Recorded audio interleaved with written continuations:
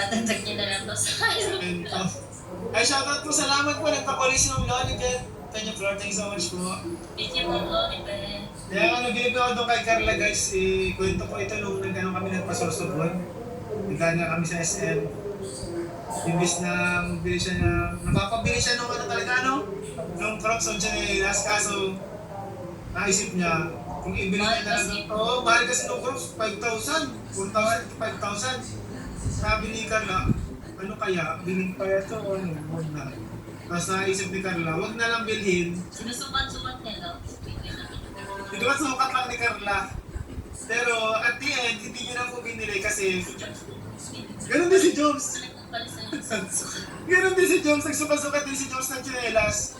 Pero at the end, hindi po sila nakabili dahil sabi nila, kung ibili na nila yung 5,000 ng semento or ano, hollow blocks, madami-dami na yun, madami-dami hollow blocks na yun. Ay, grabe si Tita Lolbet, naganda rin. Thank you po, thank you so much po Tita Lolbet. Maraming proud kay Carla Best dahil ginagamit niya ang pera sa tamang. Yes po, salamat po. Congrats sa another one, and jump car, and to Kalinga.